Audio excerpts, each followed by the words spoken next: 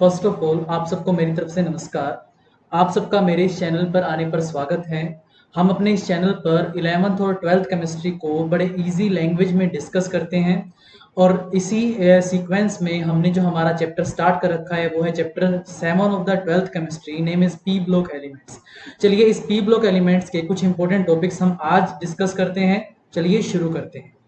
हमारी last class में हमने पढ़ा हाइड्राइड्स ऑफ ग्रुप 15 के बारे में और जनरली जाना कि ग्रुप 15 के जो हाइड्राइड्स हैं उनका जनरल फॉर्मूला MH3 है और उनकी जो हाइब्रिडाइजेशन है आपकी वो sp3 हाइब्रिडाइजेशन है।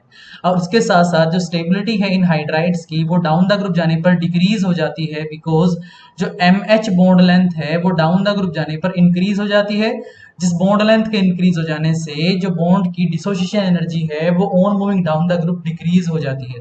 सो जो इनमें अगर हम बात करें NH3 का कंपेयर करता हूं मैं बाकियों के साथ, तो देखिएगा जैसे जैसे हम डाउन द ग्रुप जा रहे हैं जो स्टेबिलिटी है वो डिक्रीज होती जा रही है।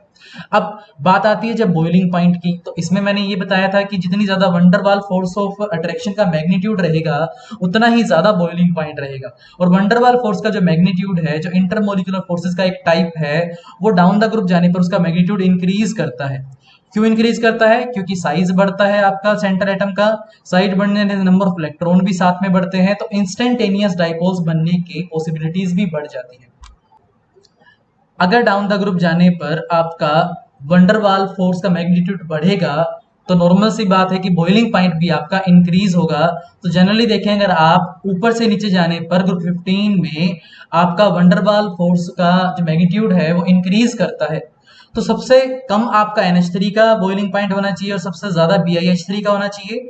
लेकिन आप एक एक्सेप्शन देखेंगे कि जो NH3 है वो आपके सबसे कम में ना होकर नियर अबाउट इन बिटवीन है। इसका रीजन रहा कि NH3 केस में एक और इंटरमोलिकुलर फोर्सेस है, they are called as the hydrogen bonding. Hydrogen bonding होने की वजह से जो बॉइलिंग पॉइंट NH3 का है वो PH3 से कम ना होकर ASH3 जो आपका इससे ज्यादा होता है। अब इसका रीजन भी मैंने भी बताया आपको। Boiling point increase with increase in the size due to the increase in the van der Waals forces. Van der Waals forces के बढ़ने से जो आपका बॉइलिंग पॉइंट है वो बढ़ता है। नेक्स्ट अगर हम बात की हमने लास्ट के अंदर बॉन्ड एंगल के बारे में, तो जो बॉन्ड एंगल देखिएगा आप इनके केस के अंदर अगर हम स्टडी करते हैं, एग्जांपल तौर पे मैं एक जनरल केस लेता हूं MH3 का।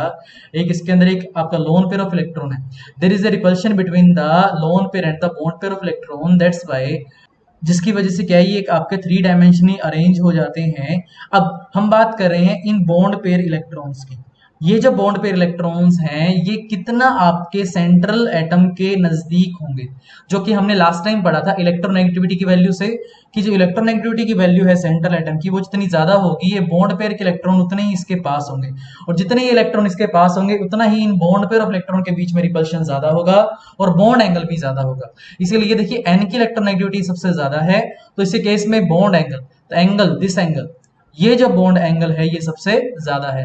फिर थोड़ा नीचे गए तो डिक्रीज हो गया, फिर और नीचे गए तो और डिक्रीज हो गया, और डिक्रीज हो गया, एंड देन लास्ट के अंदर फिर ये 90 डिग्री आ गया। ये हमने लास्ट टाइम पढ़ चुके हैं और ये सब हमने एक्सप्लेन किया इलेक्ट्रोनेगेटिविटी के बेसिस पे। और हमने ये कहा ग्रुप 15 की जो इलेक्ट्रोनेगेटिविटी है, देखिएगा नाइट्रोजन से जब आप बिस्मिथ की तरफ मूव करते हैं तो कंटिन्यूअसली आपका एटॉमिक रेडियस इंक्रीज करता है, और इलेक्ट्रोनेगेटिविटी की जो वैल्यू है वो इनवर्सली प्रोपोर्शनल होती है एटॉमिक रेडियस के। अगर atomic radius down the group जाने पर बढ़ गया तो इलेक्ट्रोनेगेटिविटी की वैल्यू घट जाती है, hence electronegativity of nitrogen is highest among the group 15। इसी वजह से कि जो NH3 का केस है उसके केस में ये जो बॉन्ड पेयर ऑफ इलेक्ट्रॉन्स हैं वो एक दूसरे के सबसे ज्यादा नजदीक होंगे। There will be the largest, सबसे ज्यादा जो फोर्स ऑफ रिपल्शन है between these bond pair, that is greatest in the NH3। तो इसके केस में जो बॉन्ड एंगल है वो सबसे आपका ज्यादा होगा, ये इस पॉइंट में हमने डिस्कस किया। देखिए, therefore the lone pair will be toward the nitrogen and hence more repulsion between the bond pairs, therefore bond angle is the highest after nitrogen the electronegativity decreases down the group। उसके बाद जो electronegativity है वो decrease कर जाती है down the group जाने पर। नेक्स्ट पॉइंट देखिए इंपॉर्टेंट है, यहाँ से बहुत बार क्वेश्चन उठ के आता है कि बेसिसिटी की अगर आप वैल्यूज अगर आप कंपेयर करते हैं कौन ज्यादा बेसिक होगा, तो जनरली क्या ट्रेंड रहता है और यहाँ पर इस बेसिसिटी का मतलब क्या है। देखिए अभी तक हमने ये बताया आपको कि इनकी हाइब्रिडाइजेशन जो MH3 की जो टाइप के हाइड्राइड्स हैं इनकी हाइब्रिडाइजेशन आपकी sp3 हाइब्रिडाइजेशन है, सेंट्रल में M है, 3 आपके यहाँ पर हाइड्रोजन है और एक क्या है आपका लोन पेयर ऑफ इलेक्ट्रॉन है। और ये लोन पेयर ऑफ इलेक्ट्रॉन है, बड़े आसानी से डोनेट किया जा सकता है। और जो lone pair of electron donate करते हैं they are called as the Lewis base. अब पॉइंट आता है कि सभी के पास लोन पेयर ऑफ इलेक्ट्रॉन है, तो सबसे आसानी से कौन इलेक्ट्रॉन को डोनेट करेगा, इसके बारे में हम पढ़ते हैं। देखिएगा, हम नाइट्रोजन से जाते हैं बिस्मिथ की तरफ। Nitrogen, phosphorus, arsenic, antimony and bismuth. अब सभी के पास एक loan pair of electron present है, जो कि लोन पेयर ऑफ इलेक्ट्रॉन ये क्या कर सकते हैं, डोनेट कर सकते हैं। अब देखिए, किसी भी सेंट्रल एटम के पास जितना ज्यादा ये क्लोजली इलेक्ट्रॉन प्रेजेंट होंगे, उतना ही ये आसानी से किसी को डोनेट कर पाएगा। देखिए, एक तो यही इलेक्ट्रॉन क्लाउड आपका बड़े साइज में स्प्रेड हो, और एक यही जो इलेक्ट्रॉन क्लाउड है आपका वो छोटे साइज में स्प्रेड हो। तो इस सेंटर एटम के लिए जब इसका साइज छोटा होता है, इसका साइज कम होता है, तो उस केस के अंदर ये क्या करता है, इजिली डोनेट कर सकता है। मींस नाइट्रोजन का साइज सबसे छोटा है और इसकी इलेक्ट्रोनेगेटिविटी सबसे ज्यादा है among the group 15। That's why these electron pair are easily can be donated by nitrogen. ये आसानी से नाइट्रोजन के द्वारा डोनेट किए जा सकते हैं as compare to the rest of the family members.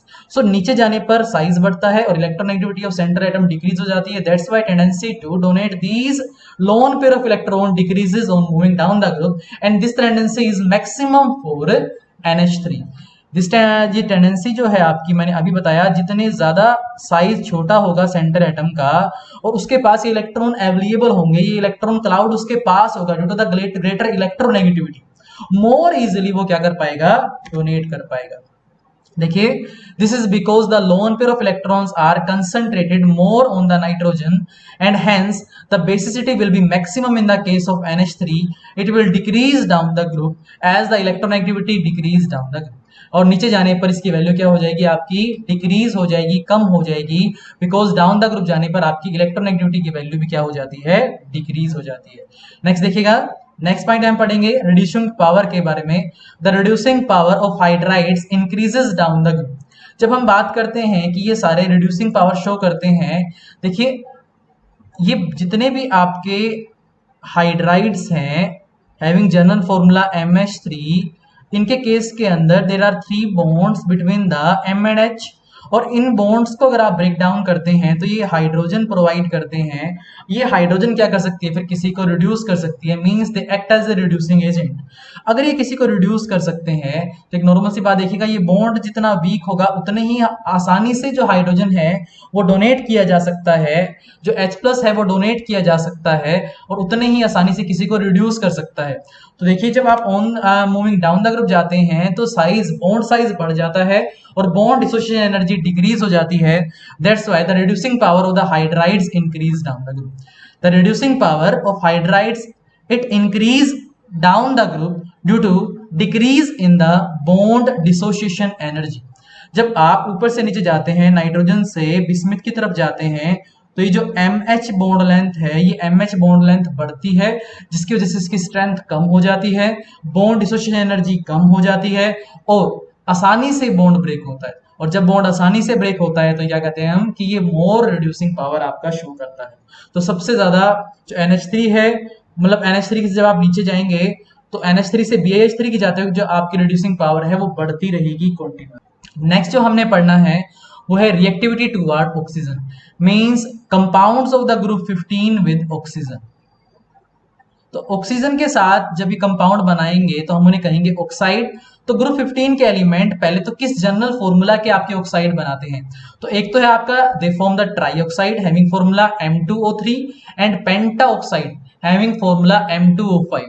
यानी ये जो है आपके ग्रुप 15 के, ये आइदर M2O3 टाइप के एंड आइदर आपका M2O5 टाइप के ऑक्साइड्स बना सकते हैं। देखिए, acidic character of the oxide decreases and basicity increases down the group.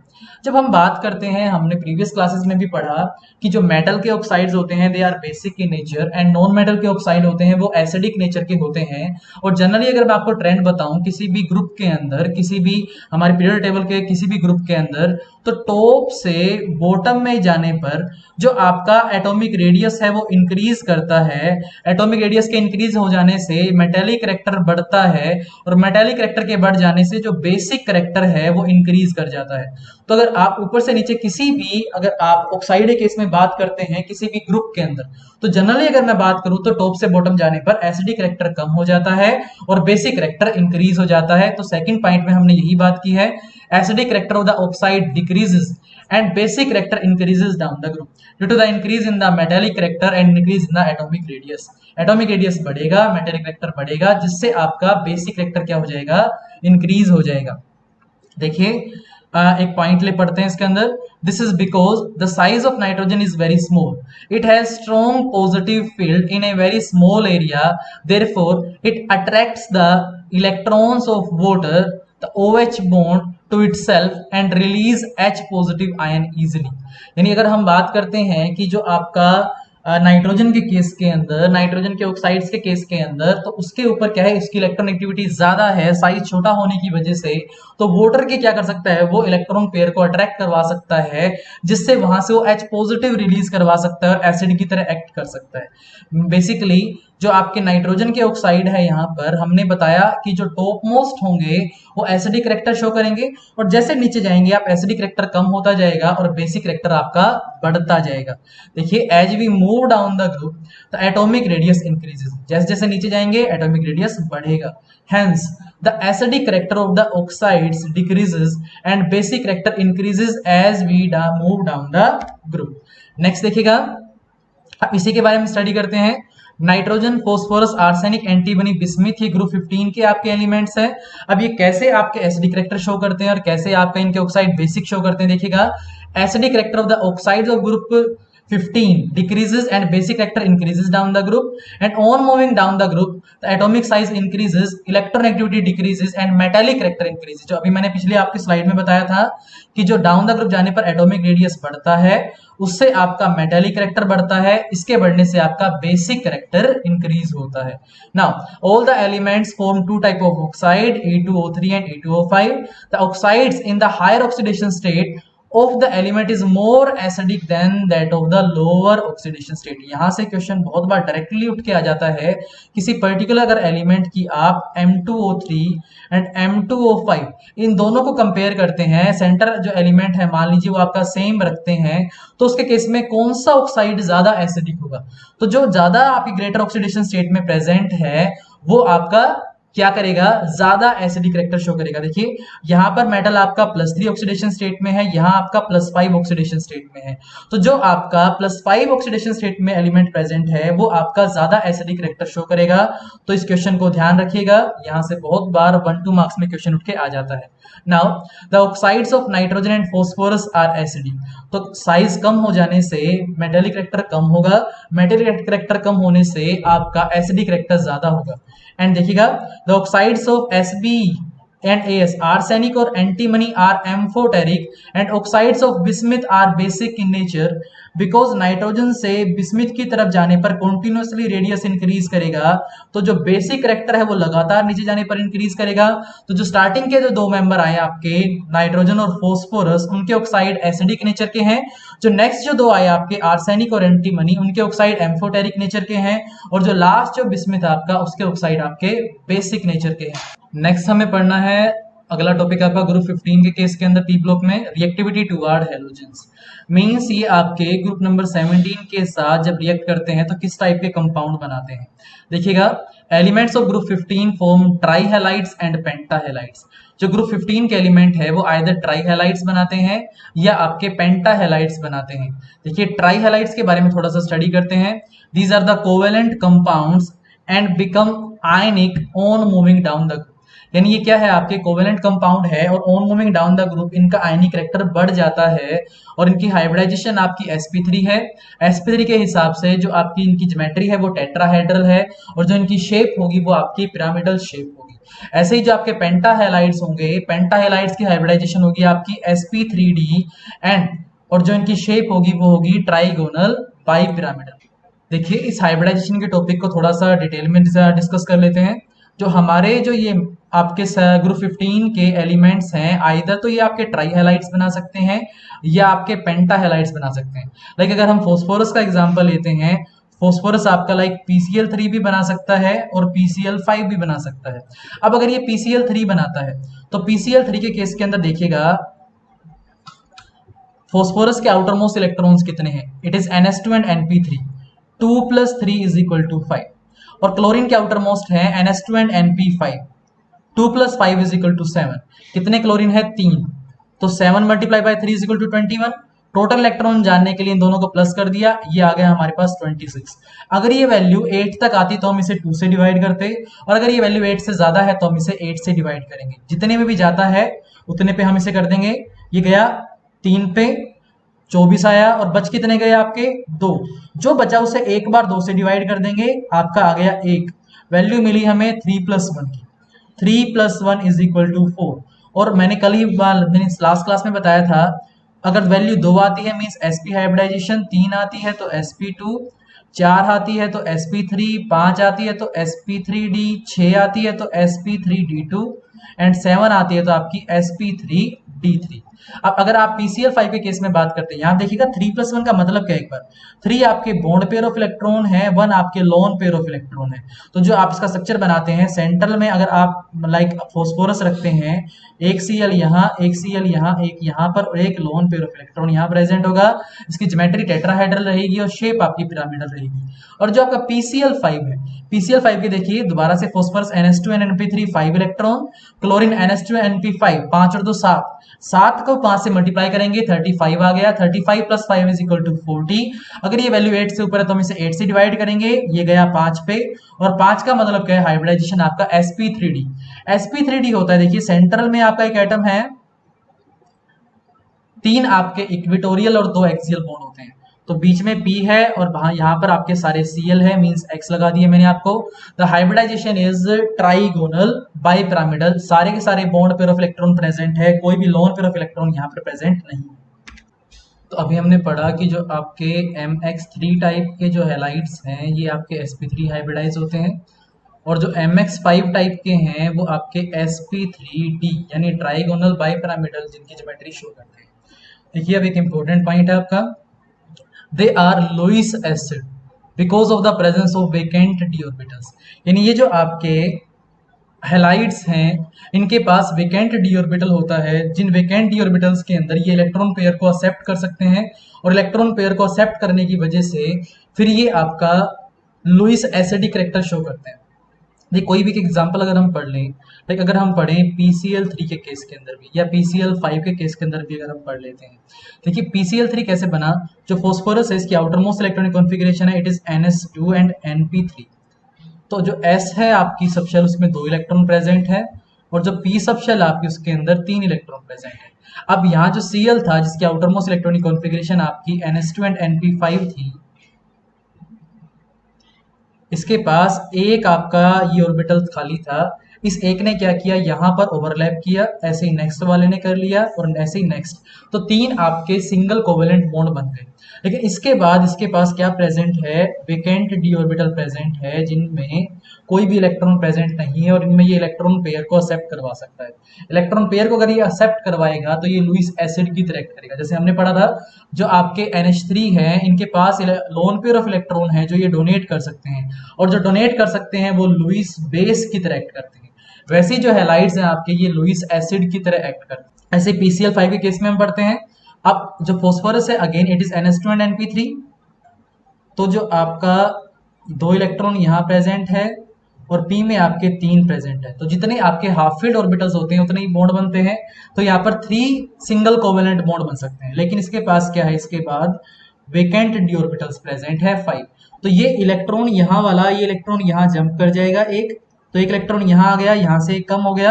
अब इसके पास 1 2 3 4 और 5 क्या हो गए, हाफ फील्ड ऑर्बिटल्स हो गए। जिसके पास जितने भी हाफ फील्ड ऑर्बिटल होते हैं उतने ही सिंगल कोवेलेंट बॉन्ड बना सकता है। और कौन कौन से ऑर्बिटल यूज हुए, देखिए 1s 3p और 1d। यानी sp3d, ये आपकी हाइब्रिडाइजेशन। वो आपका देखा जाए तो एक सिर्फ एक ट्रिक टाइप थी, ये एक्चुअल में कैसे हाइब्रिडाइजेशन आप फाइंड आउट करते हैं। यहाँ देखिएगा एक s ऑर्बिटल यूज हुआ और 3 आपके p ऑर्बिटल्स यूज हुए, तो यहाँ हाइब्रिडाइजेशन क्या आ गई आपकी sp3 हाइब्रिडाइजेशन आ गई। अब इसके पास देखिएगा ये सारे वेकेंट d ऑर्बिटल्स है जिनके अंदर ये इलेक्ट्रॉन पेयर को एक्सेप्ट करवा सकता है, और इन इलेक्ट्रॉन पेयर को एक्सेप्ट करवाने की वजह से ये किसकी तरह एक्ट कर सकता है, लुईस एसिड की तरह एक्ट कर सकता है। देखिए they are Lewis acid because of the presence of vacant d orbitals, यहां तक हमने जाना। तो देखिए जो आपका लाइक PCl5 है, PCl5 एक आयनिक स्टेट में एग्जिस्ट करता है क्योंकि ये इलेक्ट्रॉन पेयर को क्या कर सकता है, एक्सेप्ट करवा सकता है। तो जो PCl5 है वो एक Cl नेगेटिव को आपका एक्सेप्ट करके एक आयनिक स्पीसीज बना सकता है PCl6 नेगेटिव।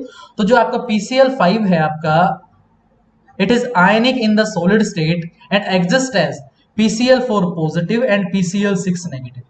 ये इंपॉर्टेंट वन है कि how it exist in its ionic state. Ionic state में ये ऐसे एग्जिस्ट करेगा PCl4 positive and PCl6 negative की फॉर्म में। Now in PCl5 there are the 3 equatorial bonds and 2 axial bonds. तो यहां से एक और क्वेश्चन आता है, एक और मेन पॉइंट हमारे लिए उठ के आता है कि जो हमने ट्राइगोनल बाइपिरामिडल पढ़ा है, लाइक हमने PCl5 पढ़ा, हमने बताया सेंटर में एक आपका एटम है और 3 आपके इक्वेटोरियल बॉन्ड है और 2 आपके एक्सियल है, तो बीच में P है और बाकी सारे आपके यहाँ पर Cl प्रेजेंट है।